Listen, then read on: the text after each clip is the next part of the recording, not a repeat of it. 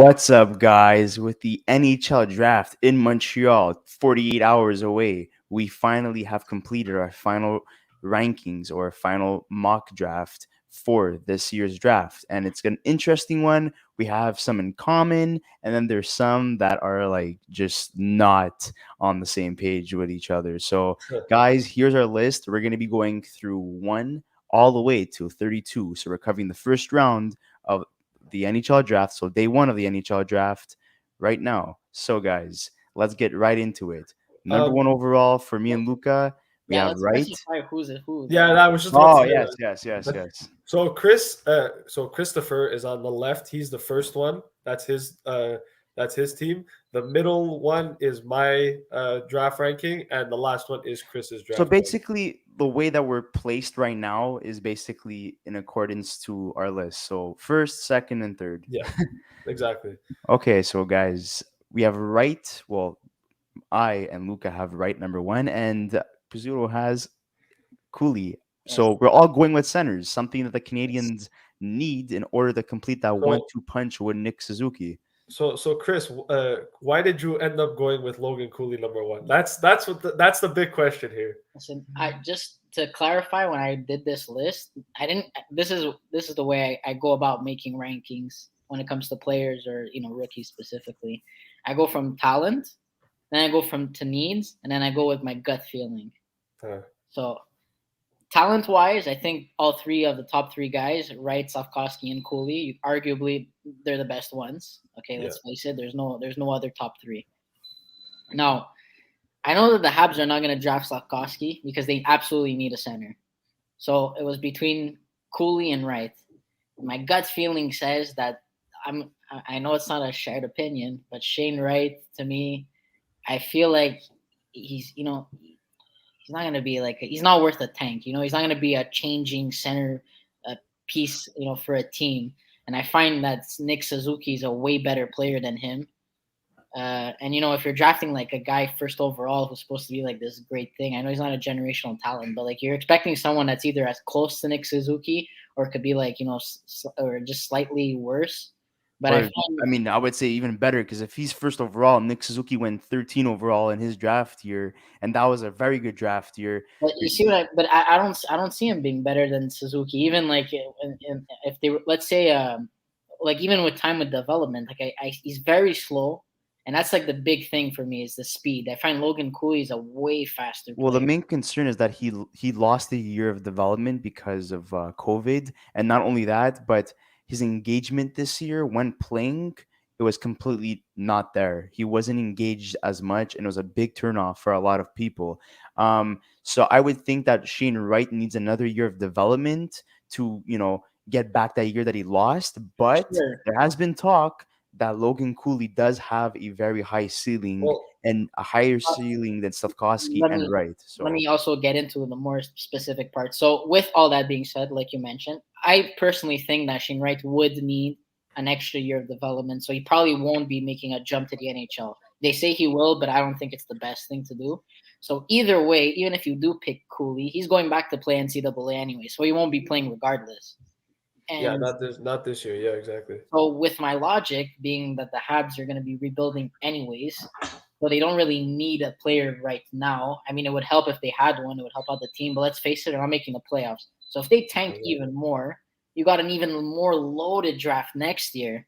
So imagine if ever they get let's say a top 2 pick again next year. Mishkov, Bedard, even better than this year's top 3.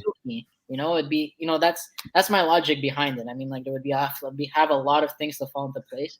I find Logan Cooley at the end of the day is I think a way better player, and the biggest point is specifically speed because the Habs said that they wanted a faster team, and I find Shane Wright's a bit of a slow player. It reminds me of John Tavares a little bit. One thing that I find really funny actually, and I mean for the most part. I actually just noticed this not too long ago, but if you look at our list, right, pretty much our top 10, but even just our top 5 are we're all pretty much similar, right? If you look at the top 5, we have Wright, Slafkovsky, Cooley, Nemec, and Juracek. And I mean, the reason why I put Nemec and Juracek in Philly and Seattle respectively is because, I mean, look, Seattle is a team that we saw last year how defensively, how they weren't that great, right? And so, for me, I think it's a clear cut obvious that they're going Simon Nemec or Juracek. I think there's no ifs, ands, or futs about that one. And I think even in terms of Philly, a team that struggled defensively last year too, they have an opportunity to draft the other guys. So I think that no matter what here, especially in the top five, I think the top five is what it's going to be. I think, at least for me, I put Wright, Slafkovsky, Cooley, Nemec, and Juracek. To me, that's, I think, the clear-cut top five. There obviously could be changes, but I see it playing out that way. And maybe Seattle and Philly swap players. Maybe Seattle goes Juracek, Philly goes Nemec. But I think for that, in terms of the top five, that would be the list or the players that I would go with. And Chris, I noticed me and you have Cutter Gauthier going to Columbus at 6. And Christopher, you put Kemmel over there. So I'm kind of curious as to why you put Okay. Kemmel there. So, right? I know that, Kemmel is from Finland, right? Yeah. And they're going to have to try anything to try to convince Laine to resign. And he is a restricted free agent. And also the general manager of the Columbus Blue Jackets is a Finnish Yeah. Jarmo Kekalainen. general manager as well, right? So just that connection, trying to build a culture surrounding Laine to make him stay. Because look, there was a blockbuster deal that went down between Dubois and Laine. Dubois wants to walk; he wants to hit the free agency this year. So does Columbus want to be in the same boat where basically that trade, is equivalent to nothing, where they're only left with Roosevelt? I don't think Columbus wants to lose a guy like Laine, a elite sniper, in my opinion. Yes, snipers could be inconsistent, but getting a guy like Kemmel, playing him on that line with Laine, you have Laine on the left wing and you have Kemmel on the right wing. I think there's something magical that could happen there, and they will eventually play for their national team in Finland if the NHL goes back to the Olympics. So I mean, I think I see a fit there in terms of the culture they're trying to build and who trying to prioritize in terms of their core pieces. And you look at Slafkovsky, I think they need to get bigger, or they need a power forward on the left side. They've been linked to guys like Josh Anderson, who is a power forward, but why trade for a power forward when you could draft one, right? And having Jack Hughes as your number one center, and on the right wing you have Jesper Bratt, I think that would be a fantastic first line, one of the best up and coming first lines in the modern day of NHL. Yeah. So I think that would be fantastic. And Arizona with Cooley, they lack center depth. Schmaltz is on the trade block. You lack everything. I mean, yeah. I mean, for the most part, yeah. They're in a rebuilding state, right? So they have Braden Hayton, and I know Keller could play the wing and center as well, but I see Keller playing more the left wing than center. So getting a guy like Cooley makes sense for the Arizona Coyotes, and that's why I also have them drafting Gauthier, who's also a center. And does Arizona draft again? Yeah, No, Arizona drafts 3 times. yeah, They Mazar draft, as well. And Mazar is a guy who's like a Swiss Army knife who could play the wings mhm. and center. So I think they're going to go all out in terms of centers, because that's, Yeah. I think, a position that there's a lot of in the first round, and something that the Arizona Coyotes lack, especially if they trade a guy like Nick Schmaltz. So I mean, that's just I my opinion with those takes. I want to say something because I noticed this before actually, and I think it's really interesting. I think one of the most interesting things that I've noticed is that if you look at the Frank Nazar here, we kind of have different ranking. I know me and Chris have the same one. Nazar going to San Jose at 10 for Christopher, 10 or 11 for Christopher. I put Vancouver to get Nazar. For me, I think the reason why is just I think that just makes a lot of sense. You look at a team that's about to trade JT Miller, and they just signed Brock Besser. It's a team that's going to need a forward, kind of what JT Miller was, and I think Nazar has been one of the most highly touted, underrated prospects that I think can turn into what JT Miller is. And so I think Vancouver, as soon as I saw Vancouver on the list and I saw where they were at 15, I'm like, Frank Nazar is going there. And I mean, he could definitely go earlier. There's teams like the Islanders that maybe could look at him. Columbus has 2 picks. Maybe they take a stab at Frank Nazar. But for me, if there's a team that really needs a fit there, or if there's one team that really like needs a player like that, I think Vancouver makes a lot of sense. So I just noticed that and I was like, okay, that's pretty interesting. And yeah, and I think even at that, Marco Casper, we all have Marco Casper going to Columbus. I know Bob McKenzie talked a little bit about him, and even Craig Button talked a little bit about how they believe that he's one of the most underrated centers in the draft because he can literally he's impressed in a lot of different tournaments. But not only that, he's a guy that doesn't really get talked about a lot, but could turn into kind of what Anton Lundell was this season for Florida. An underrated guy who played on the second, third line and still produced 40, 50 points for a really good team. So I noticed those two as like really interesting picks for us that we decided to go with. So yeah, but Yeah. even in terms of that, I know obviously the Canadiens have 2 picks now. I personally think that at 26 they're going to trade it. I don't think they're going to pick at 26. But if they were to pick at 26, I went with Jagger Furkis. I know that Christopher, you went with Oslin and Chris. Yeah, another center. I'm surprised you have him so low. Um, I feel think like that's gonna Luka. be. Yeah, honestly, I know like people are probably freaking out right now. Why is he so low? I think he's one of those guys they're gonna end up falling in the draft because there's such a surplus of centers that people are gonna draft with based off needs. So they're gonna go after defensemen. Teams like Toronto who lack on the defensive end, so that's why they would get a guy like Ryan Chesley or That St. guy's Louis, not who's even. been St. Louis, on the left side, they have they have Mikola, and apparently there's rumors that they want to try to trade Scandella. So adding a guy like Owen Pickering on the left side for St. Louis would be fantastic. And Yeah, there was also rumors that St. Louis also was interested in McDonough at one point. So clearly they want to add defense.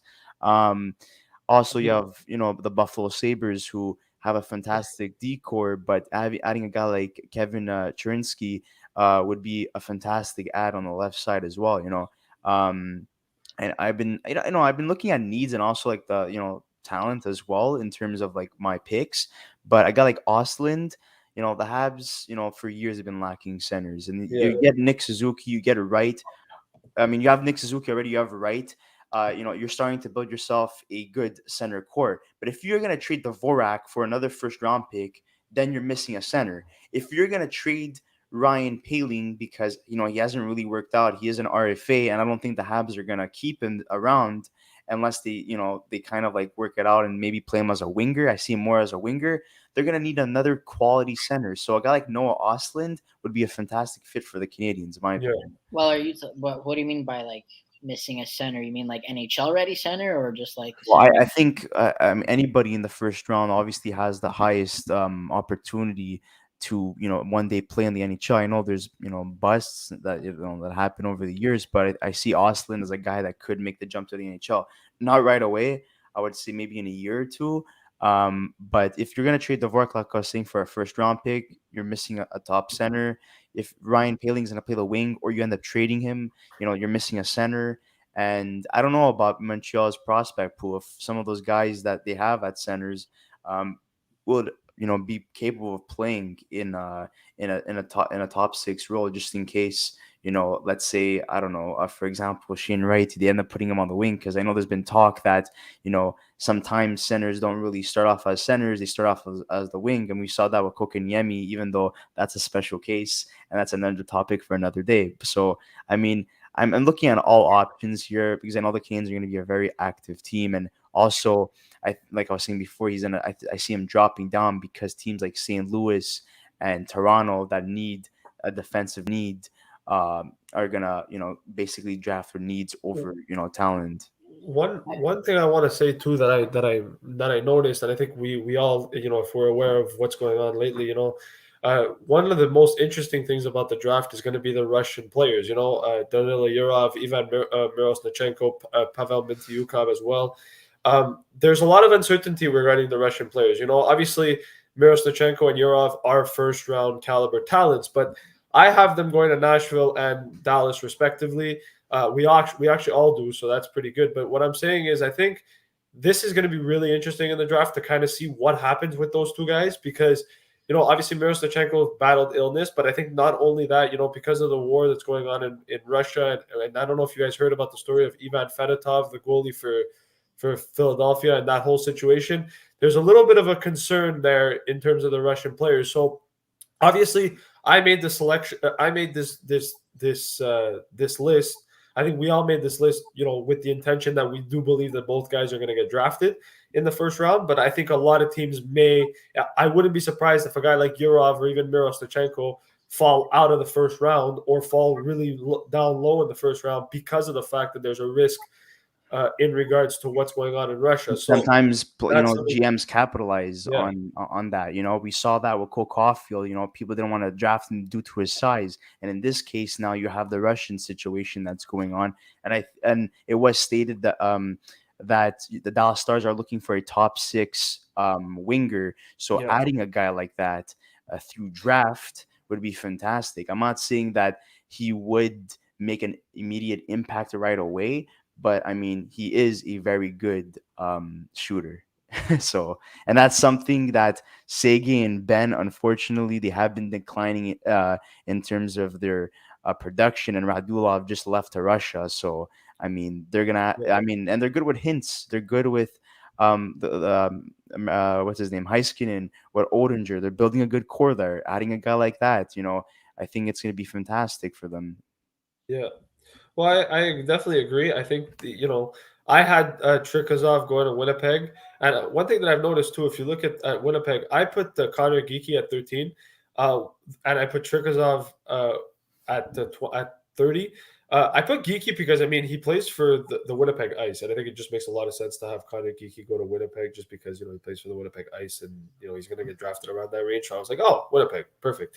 And Trikazov is an interesting one because I kind of like him. I've looked him up a lot recently, and I read up on a few things on him. I didn't really know much about him, and he's a guy that kind of like Philip Messard. He's a Swiss Army knife. He can kind of do everything all at once.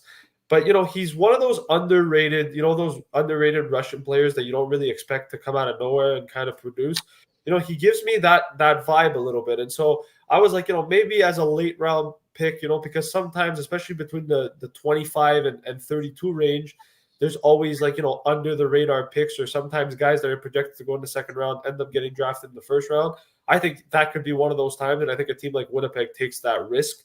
Right. And I think Tampa, too, with their 31st pick, knowing that, they've already traded Ryan McDonough, I think it made a lot of sense to go for a guy like Elias Solomonsson. Now, I know we all have defensemen on this list. So that's so I think we all see the same thing. But I think for Tampa Bay, it's a guy that, in a few years, if all goes well, if development's right, I think a guy like Elias Solomonsson makes a lot of sense in Tampa Bay. And I think we all added defensemen because, they did, part ways with Ryan McDonough. And, you have Kale Foote and Sergachev, they're going to play a bigger role. Yeah. But, a guy like Bogosian, who is signed to a contract, a very cheap contract, if I'm not mistaken, it's league minimum, he is up there in age, right? And right now, the Tampa Bay Lightning are not the most cap flexible team. And something that I think they would love to add is defense. So I think that's why we all added defense in terms of that. And for me, the reason why I have 2 defensemen going to Winnipeg is because ever since Dustin Byfuglien left, their defensive core hasn't been the same. They have Neil Pionk. Yeah, Neil Pionk. They had one of the best defensive cores once upon a time. They have Neil Pionk, who's still young in age. You have Morrissey as well.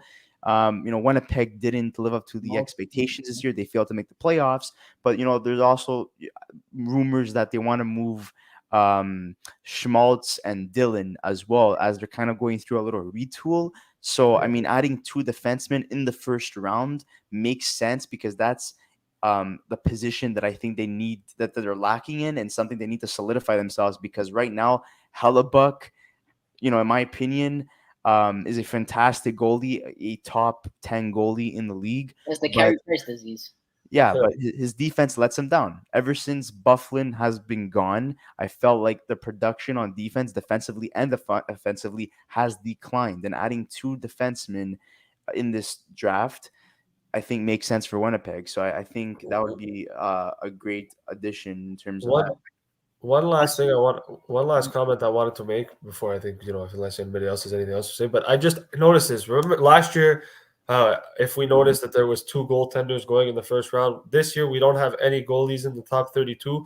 and that's because the goalie draft this year, in terms of where goaltenders are at, they're not considered high end and top end goaltending. So it's just kind of interesting how every year, we notice, depending on the years, sometimes we notice that goalies get drafted in the first round, and in this case, I don't see a goalie getting drafted in the first round at all. So just something that I noticed, because last year there was Kosa and Wallstead, and we know that some of the best goalies in the league, guys like Vasilevsky, Carey Price as well, they were first round talent. So if you're a team in desperate need of a goaltender, and I'm looking at the Edmonton Oilers as an example, right?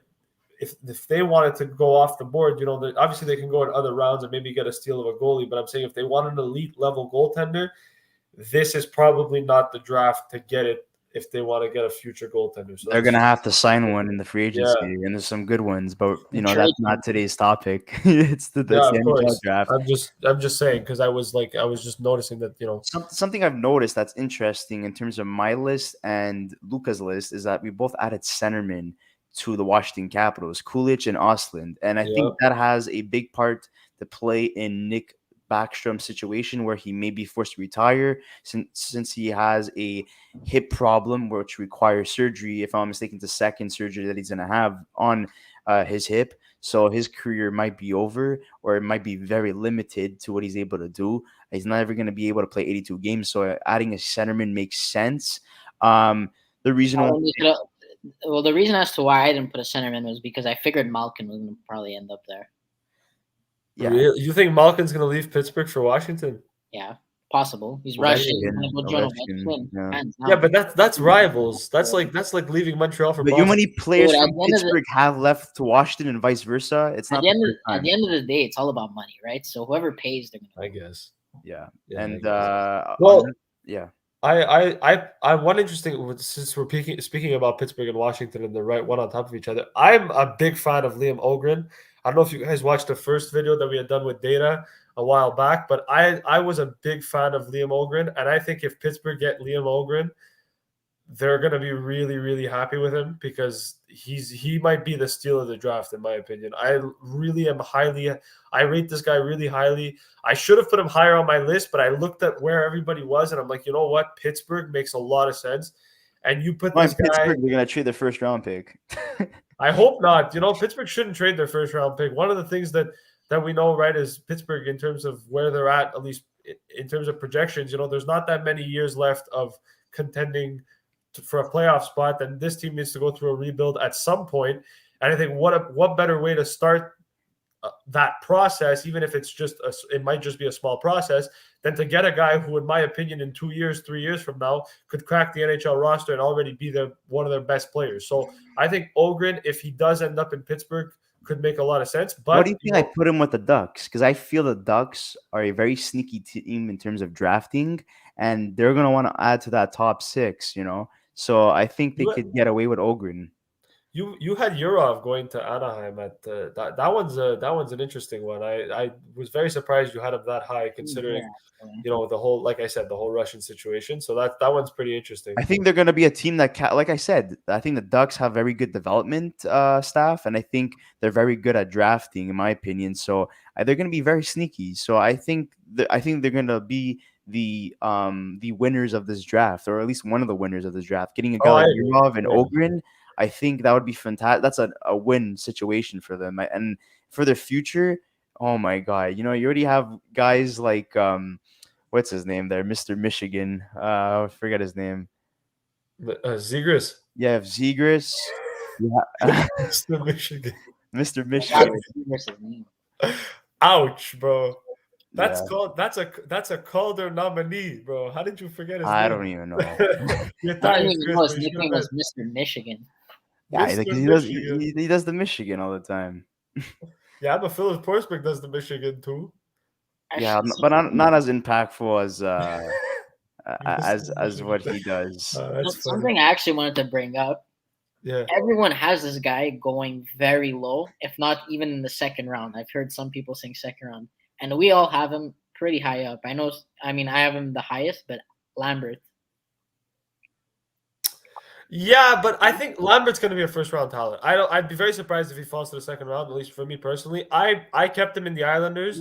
I think now after we discussed, I would move him from where I have him. I would. I I mean, would I would keep him in New probably York.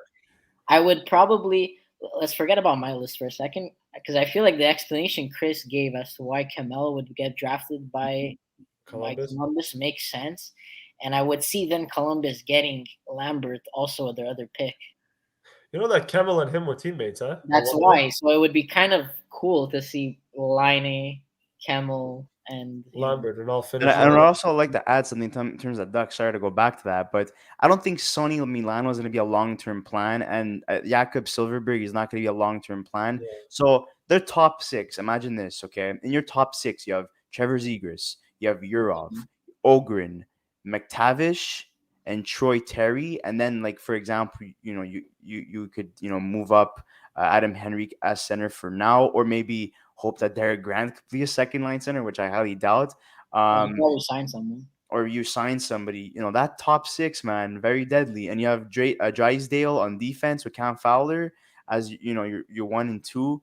They're just gonna have to add maybe another defenseman, but I could see them maybe adding a defenseman in the second round. But I think they're gonna go and try to complete their top six for years to come, and I think this is gonna be a perfect Yeah. draft for them. And they're gonna be drafting based off talent, uh, uh, instead of what's available to them. And Lambert, because of the rumors of JT Miller, where he could play the wing and center, they're going to trade him, obviously. A guy like Lambert, who's able to play the wing and center, I think he's a perfect fit there. And I think I don't know, I don't know, to be honest. I I just think with their young core there that they're trying to establish, where you have Brock Besser, you're going to add a guy like Lambert, you have Pedersen, Hughes in the mix as well. Niles Hoglander as well. I think Lambert, I don't know, he just fits that mold for me. Yeah. Something screams that he like Vancouver Canucks when I think about Lambert. I mean, he could also go to the Islanders like you have as well, because they're missing a winger as well.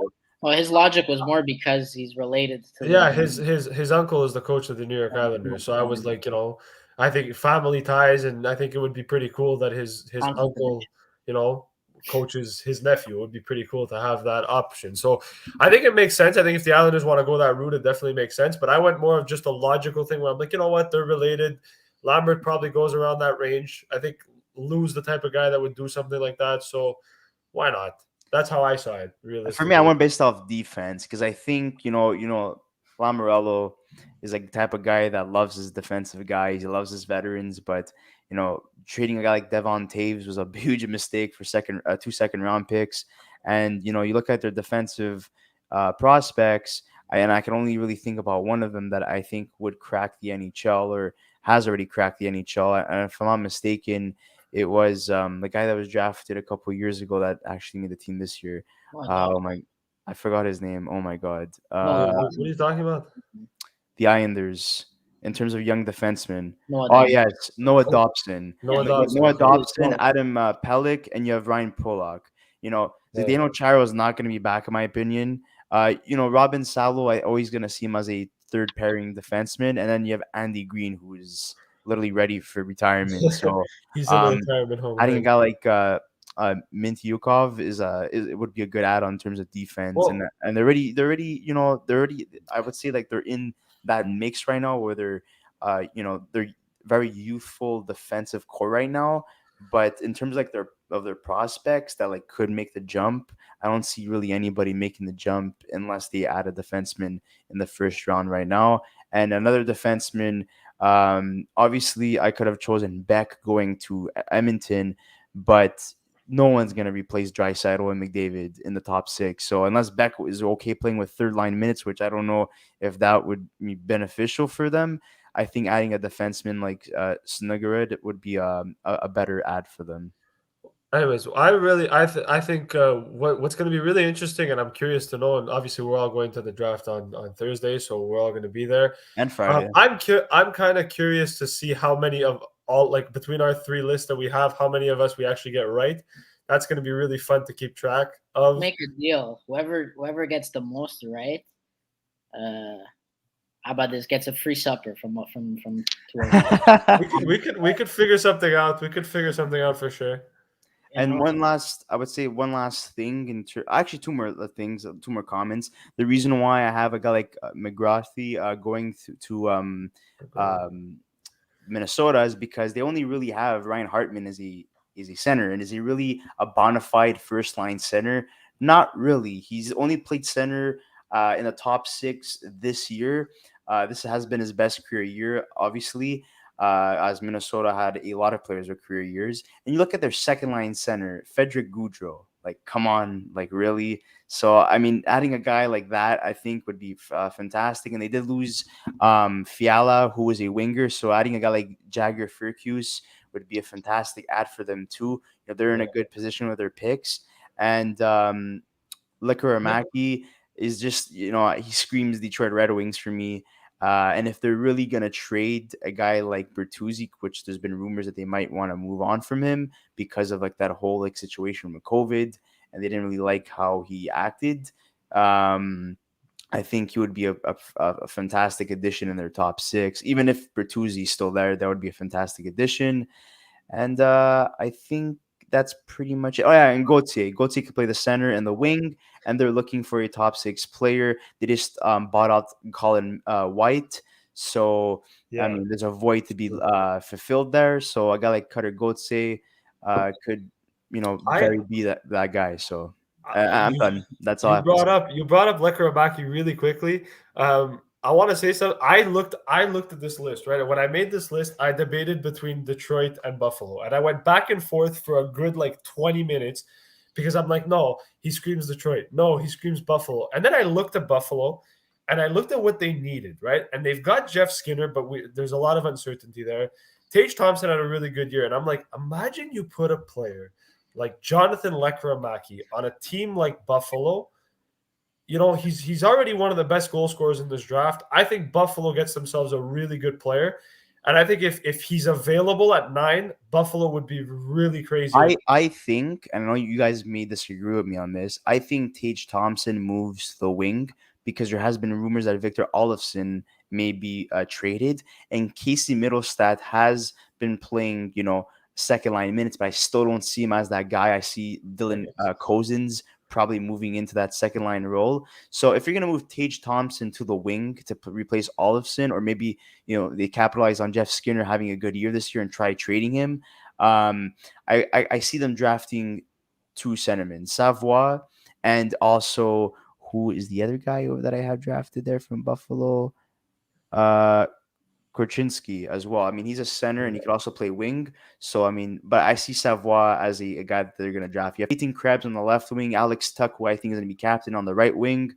Victor Olofsson, I think he's going to be gone. Jeff Skinner, he won't be there forever. Katie Middlestat, I see him playing more of a third line role. Tage Thompson plays the wing. So your top two centermen would be Dylan Cozens and Savoie. So, I mean, that's all I had to add Yeah, because me we were too. talking about Buffalo. And I got I think nothing that's else to pretty say. much it, guys. I don't know if Chris has to add anything else Well, or. actually, before we end this video, I just wanted to say announce the winner of the giveaway that we did on the Stanley Cup video for the free jersey, Yes. their choice.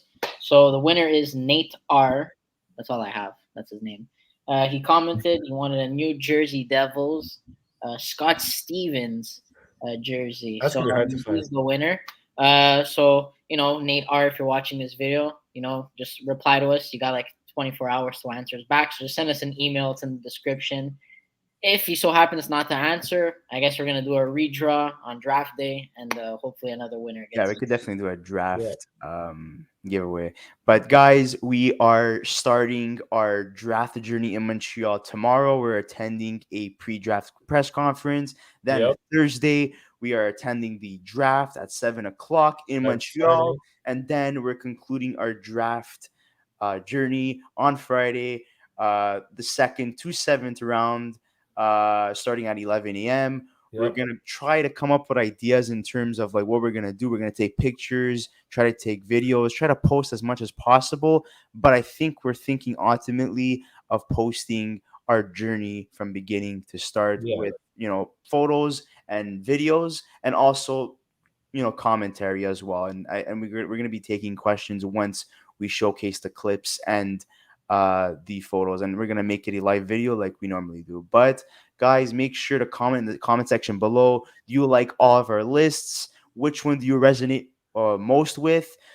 If you don't resonate with all of them, please make sure to comment which movements you would make in terms of our draft orders. Make sure to like this video, make sure to subscribe, and please, guys, don't forget to check out the draft this year. It's going to be interesting, and don't be surprised if there's trades on draft day. Anyways, guys, see you on the next episode. It's been a pleasure.